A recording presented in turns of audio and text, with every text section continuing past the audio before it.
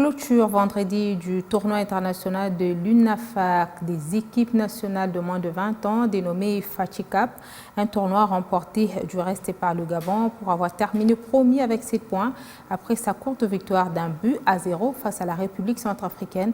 La République démocratique du Congo est classée deuxième avec 6 points grâce à son succès de 2-1 devant la République du Congo, troisième avec 4 points.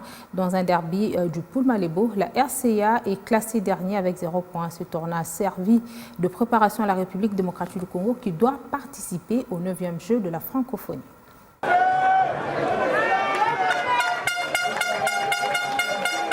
La première édition de FATICUP a connu son atterrissage le vendredi 7 juillet 2023 avec le sacre de Panthère du Gabon. Ce tournoi des jeunes de moins de 20 ans a connu la participation de 4 pays de l'Afrique centrale, dont la République démocratique du Congo, pays hôte, le Gabon, le Congo-Brazzaville et la République centrafricaine.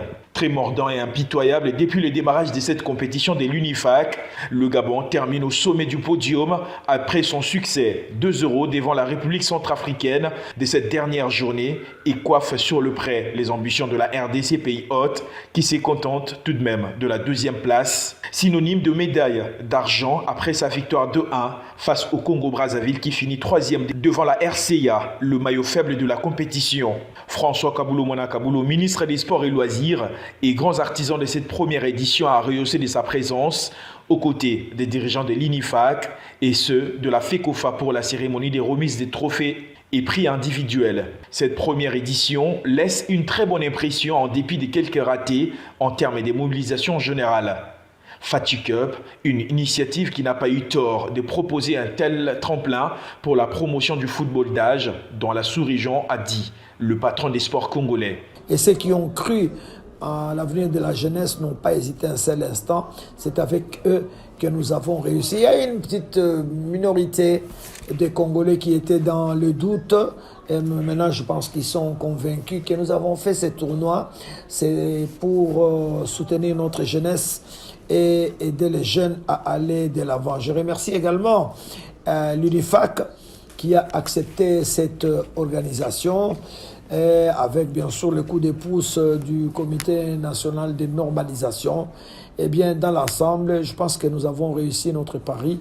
L'essentiel est que le football de jeunes ressuscite au niveau de l'Afrique centrale et que le football avance. La sélection congolaise, attendue au tournant pour le 9e jeu de la francophonie, sans doute aura profité de cette expérience avec les athlètes comme Charveil Onoya, Ephraim Longo ou encore le dernier buteur des Léopards contre le Congo, Mardoché Kalenga Lenga.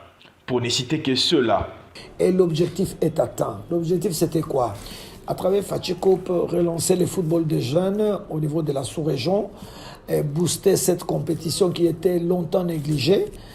On ne s'occupait que de la sélection senior, l'équipe A, mais nous avons dit non, la base c'est les jeunes et c'est pour ça que nous avons mis toutes nos énergies là-dedans et je voudrais sincèrement remercier les présidents de la République, chef de l'État, Félix-Antoine Tshisekedi Tshilombo, qui s'est impliqué totalement dans la réussite de cette compétition, le Premier ministre également, Jean-Michel Samalou Kondé Kienge, qui m'ont appuyé jour et nuit et qui m'ont poussé à aller jusqu'au bout. Une autre mission qui attend la troupe à Guy Bokassa, c'est le grand rendez-vous des Jeux de la francophonie prévu ce 28 juillet au 6 août 2023 à Kinshasa.